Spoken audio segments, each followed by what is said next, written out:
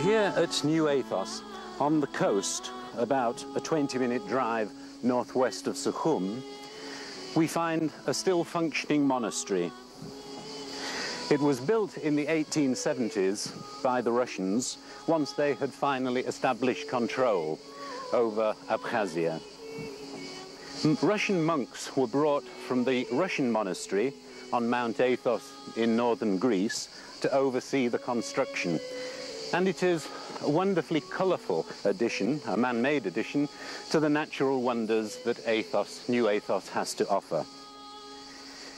It is essential to stress the importance of Christianity to Abkhazia, because many people are under the misapprehension that the Abkhazians largely adhere to the Muslim faith.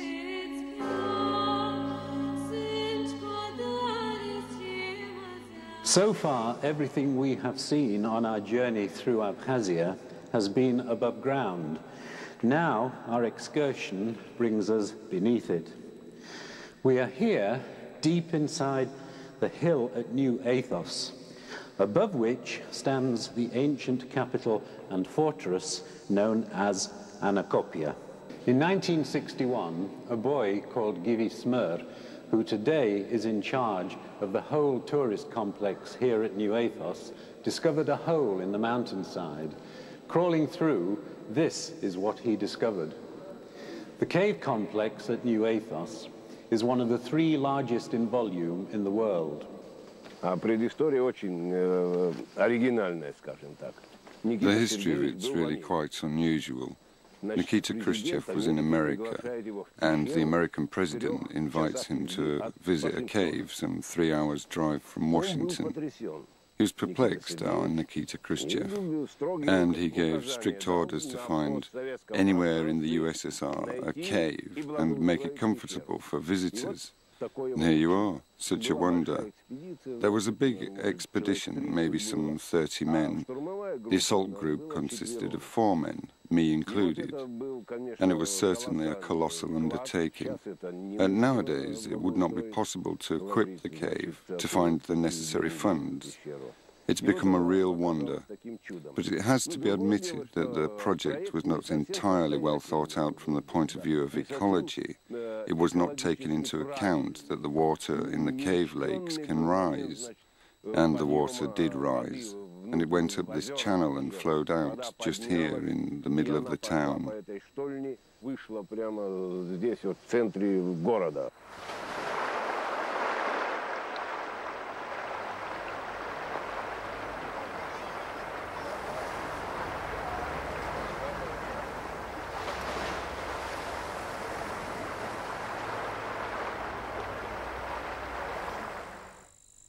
The Abkhazians who live in the northern part of Abkhazia speak the Bzip dialect, and an annual festival to celebrate Bzip culture has been established here at Lukhna Ashta, or Lukhna Meadow. The Abkhazians who live in the central part of Abkhazia are known as Abzhua, or Middle People. And since the 1970s, a popular festival has been instituted here at Muk Meadow, celebrating Abzhuan culture. Dotted around me are reconstructed examples of the traditional wickerwork dwelling of the Abkhazians called patskhes.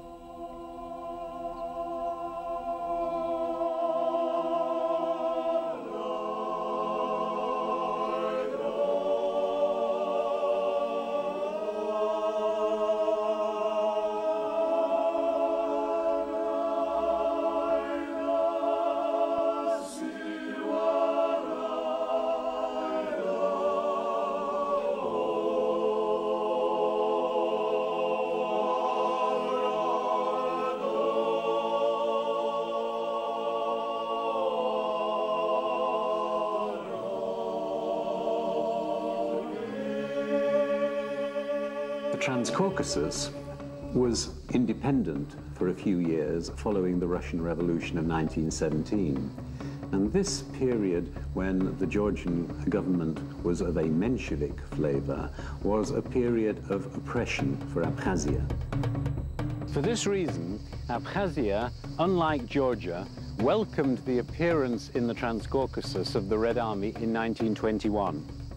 On the 4th of March that year, Soviet power was established here, and on the 21st of May, the Abkhazian Soviet Socialist Republic was recognized by Georgia's Revolutionary Committee.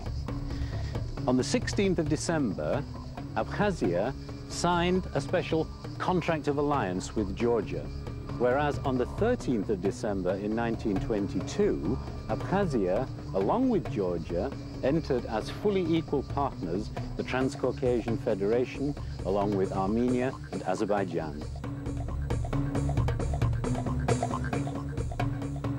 In February 1931, quite against the will of its leadership and people, Abkhazia lost its status as a treaty republic associated with Georgia to become a mere autonomous republic within Georgia, by order of the man who by then had amassed full control of the Kremlin within his own hands, namely one Josip Jurashvili, a Georgian known to the world as Joseph Stalin, who proceeded to cultivate his conception of the Soviet Union.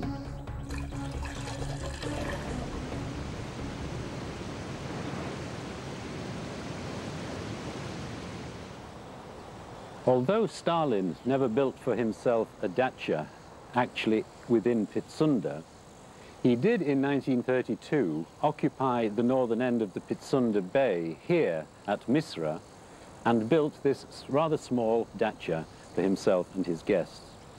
It was from this balcony that he used to sit and watch his favorite films on a screen built on a wall directly in front of me.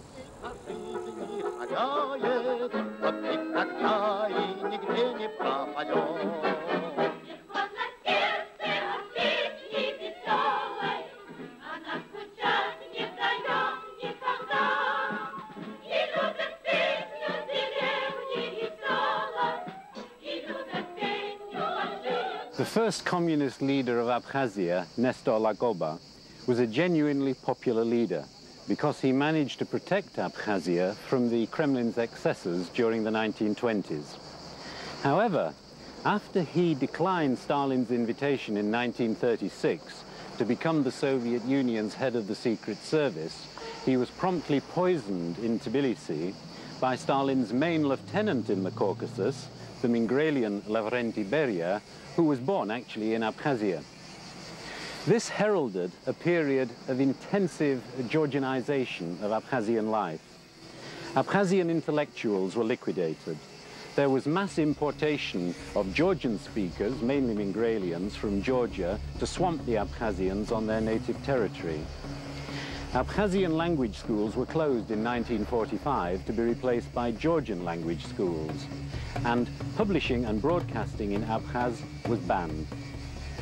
It is true these measures were put into reverse after the death of Stalin in 1953, but they have remained in the collective Abkhazian memory as an indication of what so-called autonomy actually means within Georgia.